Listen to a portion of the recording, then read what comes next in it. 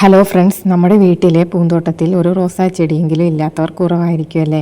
പൂക്കളുടെ രാജാവ് എന്നാണ് റോസാപ്പൂക്കൾ അറിയപ്പെടുന്നത്. പലരും പറയാറുള്ള ഒരു പരാതിയാണ് റോസ് ചെടി വാങ്ങി നട്ടു കഴിഞ്ഞാൽ കുറച്ച് ദിവസം പൂക്കൾ ഉണ്ടാവും, അത് കഴിഞ്ഞാൽ പൂക്കാറില്ല എന്ന്. എന്നാൽ ഇന്ന് നമ്മൾ നോക്കാൻ പോകുന്നത് റോസ് ചെടികൾ നിറയെ പൂക്കാൻ നമ്മൾ ശ്രദ്ധിക്കേണ്ട ലളിതമായ 4 കാര്യങ്ങളെക്കുറിച്ചിട്ടാണ്. വീഡിയോയിലേക്ക് കടക്കും മുമ്പ് ചാനൽ ആദ്യമായിട്ട് കാണുന്നവരാണെങ്കിൽ സബ്സ്ക്രൈബ് ചെയ്യാൻ മറക്കരുത്.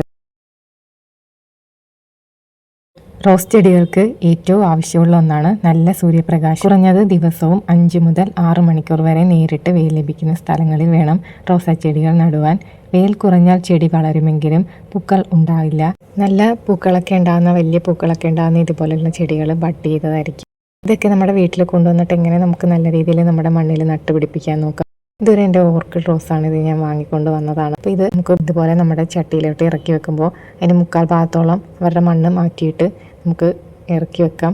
വേര് പൊട്ടിപ്പോകാതെ, റോസിൻ്റെ മെയിൻ വേര് പൊട്ടിക്കഴിഞ്ഞാൽ അത് പെട്ടെന്ന് തന്നെ വാടിപ്പോവും. അപ്പോൾ അത് പൊട്ടിപ്പോകാതെ വേണം നമ്മൾ ഇറക്കി വെക്കാനായിട്ട്. ഇറക്കി വെച്ചതിന് ശേഷം നമ്മൾ അതിലുണ്ടാകുന്ന പൂക്കളൊക്കെ കട്ട് ചെയ്ത് കൊടുക്കണം. ഇതൊരു ദിവസം കഴിഞ്ഞിട്ടായാലും നമുക്കത് കട്ട് ചെയ്ത് കൊടുക്കാം. പലർക്കും ഇതേപോലെ ഭംഗിയായിട്ട് നിൽക്കുന്ന പൂക്കളൊക്കെ കട്ട് ചെയ്ത് കളയാൻ മടിയായിരിക്കും. പക്ഷേ നമ്മൾ എന്തായാലും അത് കട്ട് ചെയ്ത് കൊടുത്താലേ ചെടി നന്നായിട്ട് വളരുകയുള്ളൂ. അല്ലെങ്കിൽ അതങ്ങനെ നിന്നിട്ട് അതൊക്കെ മുരടിച്ച് പോകാനായിട്ട് സാധ്യതയുണ്ട്. അപ്പോൾ ഇത് ഞാൻ വാങ്ങിക്കൊണ്ട് വന്നതിൻ്റെ കുറച്ച് ചെടികളൊക്കെയാണ്. അപ്പോൾ ഇത് നമുക്ക് ഓരോ പൂക്കളായിട്ട് കട്ട് ചെയ്ത് കൊടുക്കാം. കട്ട് ചെയ്ത് കൊടുത്തതിന് താഴെ ഭാഗത്തുനിന്ന് പുതിയ ശിഖരങ്ങൾ വന്ന് ചെടി നന്നായിട്ട് വളരും. വളരുന്ന സമയത്ത് നമുക്ക് തുടക്കത്തിൽ വളങ്ങളൊന്നും ആദ്യമൊന്നും ഒഴിച്ചു കൊടുക്കേണ്ട ആവശ്യമില്ല. ഒത്തിരി വളങ്ങളുടെ ആവശ്യമില്ല. ചെടി ഒന്ന് വളർന്ന് നമ്മുടെ മണ്ണിലൊന്ന് സെറ്റായി കഴിയുമ്പോൾ നമുക്ക് ചെറിയ രീതിയിലുള്ള വളങ്ങളൊക്കെ ചെയ്ത് കൊടുക്കാം. നമ്മുടെ റോസ് ചെടികളിലൊക്കെ വെള്ളം കെട്ടി നിൽക്കാനായിട്ട് ഒരിക്കലും അനുവദിക്കരുത്. പുതിയതായിട്ട് നട്ട ചെടികളിൽ പ്രത്യേകിച്ചും. റോസിൽ ഇതേപോലെ നിറയെ പൂവുണ്ടാകാൻ കെമിക്കൽ വളങ്ങൾ വേണമെന്നില്ല. നമ്മുടെ അടുക്കളയിലുള്ള സാധനങ്ങൾ മാത്രം മതി.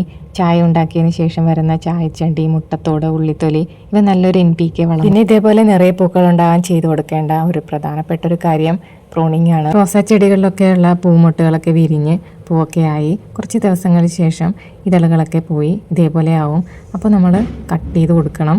ഈ ഒരു 2-3 ഇലകൾക്ക് മുമ്പ് വെച്ച് കട്ട് ചെയ്ത് കൊടുത്താൽ ചെടി നല്ല ബുഷായിട്ട് നല്ല ഭംഗിയായിട്ട് ഇരിക്കും. ചെടി കട്ട് ചെയ്ത് കൊടുത്തതിൻ്റെ താഴെ ഭാഗത്തു നിന്ന് ഒത്തിരി ശിഖരങ്ങളുണ്ടാവും. അതിലൊക്കെ ഒത്തിരി മുട്ടുകളും പൂക്കളും ഒക്കെ വിരിയും. ഇത് നമ്മുടെ ഒരു നാടൻ റോസാണ്. ഇതിൽ നല്ല ഭംഗിയുള്ള പൂക്കളാണ് നാടൻ റോസുകളിലും ഉണ്ടാകുന്നത്. നാടൻ റോസുകളുടെ ഒരു പ്രത്യേകത, നമുക്ക് കമ്പ് വെച്ചിട്ട് വീണ്ടും ചെടി കിളിർപ്പിക്കാനായിട്ട് സാധിക്കും. മാത്രമല്ല നിറയെ പൂക്കളുണ്ടാവും. കീടശല്യവും കുറവാണ്. നമ്മൾ തുടക്കത്തിൽ ഫസ്റ്റ് കാണിച്ച ആ ചെടി നാടൻ കൽക്കട്ട റോസാണ്. അത് നമുക്ക് കമ്പ് വെച്ച് കിളിർപ്പിക്കുക. ഇതൊക്കെയാണ് നാടൻ റോസുകൾ എൻ്റെ കയ്യിലുള്ളത്.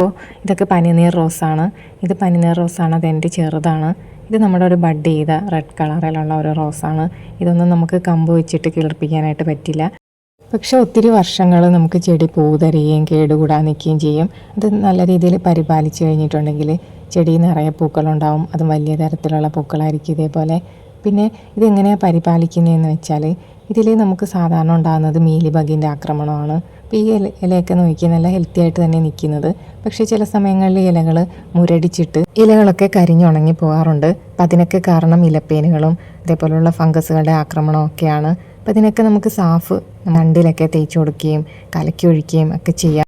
അപ്പോൾ ഇത് നമ്മുടെ പുളിച്ച കഞ്ഞിവെള്ളമാണ്. ഇത് ഡയലൂട്ട് ചെയ്ത് ഒഴിക്കുന്നതും ഒരു പരിധിവരെയുള്ള കീടങ്ങളെയൊക്കെ നമുക്ക് നിയന്ത്രിക്കാനായിട്ട് സാധിക്കും. നല്ല രീതിയിൽ ഡയലൂട്ട് ചെയ്ത് ഒഴിക്കണം. പിന്നെ തേങ്ങാവെള്ളം പുളിപ്പിച്ചതും ചെടികൾക്ക് നല്ലൊരു വളമാണ്. ഇത് നല്ല രീതിയിൽ ഡയലൂട്ട് ചെയ്ത് ഒഴിക്കണം. മഴക്കാലത്ത് മുരടിച്ച് നിൽക്കുന്ന നമ്മുടെ ചെടികളൊക്കെ നല്ല ഉഷാറായിട്ട് ഇലകളൊക്കെ നല്ല പച്ചപ്പോടുകൂടി നല്ലതായിട്ട് വളർന്നു വരാറുണ്ട്. അതിന് കാരണം മഴവെള്ളത്തിൽ നൈട്രജനും ഓക്സിജനും ഒക്കെയാണ് കണ്ടന്റ് കൂടുതലുള്ളത് കൊണ്ടാണ്. അപ്പം അതിന് പകരമായിട്ട് നമുക്ക് വേനൽക്കാലത്തൊക്കെ ഹൈഡ്രജൻ പെറോക്സൈഡ് കുറച്ച് വെള്ളത്തിൽ കലക്കിയിട്ട് നമുക്ക് സ്പ്രേ ചെയ്ത് ചുവട്ടിലൊഴിച്ചൊക്കെ കൊടുക്കാം. പിന്നീട് പൂക്കാനായിട്ട് നമ്മുടെ ഏറ്റവും നല്ലൊരു വളം എന്ന് പറയുന്നത് പഴത്തൊലിയാണ്. പഴത്തൊലി ഇതേപോലെ ടിന്നിലിട്ട് വെച്ചിട്ട് കുറച്ച് ശർക്കരയും കൂടി ഇട്ട് വെക്കുക. അപ്പോൾ കൂടുതൽ കാലം കേടുകൂടാതിരിക്കും. ഇതിനകത്തേക്ക് നമുക്ക് അരികിഴിയ വെള്ളം ഒഴിച്ചു കൊടുക്കണം. പെട്ടെന്ന് തന്നെ അതിൻ്റെ ഫെർമെൻറ്റേഷൻ നടന്നിട്ട് നമുക്ക് വേഗം വളം കിട്ടും. പിന്നെ കാപ്പിപ്പൊടി, അതും നല്ല വളമാണ് റോസിനൊക്കെ. അതും തേങ്ങ വെള്ളത്തിലോ അല്ലെങ്കിൽ അരികിഴിയ വെള്ളത്തിൽ, കഞ്ഞിവെള്ളത്തിലോ ഒക്കെ പുളിപ്പിച്ചിട്ട് നമുക്ക് ഡയലൂട്ട് ചെയ്ത് ഒഴിച്ചു കൊടുക്കാം. പിന്നെ നമ്മൾ മുട്ടയൊക്കെ പുഴുങ്ങിയ വെള്ളം ഉണ്ടല്ലോ, അതും നല്ലൊരു വളമാണ് റോസാ ചെടികൾക്ക്. മാത്രമല്ല അത് പൊടിച്ചും നമുക്ക് ഉപയോഗിക്കാം. മുരടിച്ച് നിൽക്കുന്ന നമ്മുടെ റോസാ ചെടികൾക്കൊക്കെ പെട്ടെന്ന് തന്നെ വളർച്ച കിട്ടാനായിട്ട് ഇതുപോലെ മുട്ടത്തോട് പൊടിച്ച് ഇതേപോലെ ഇട്ട് കൊടുത്താനായിട്ട് മതിയാവും.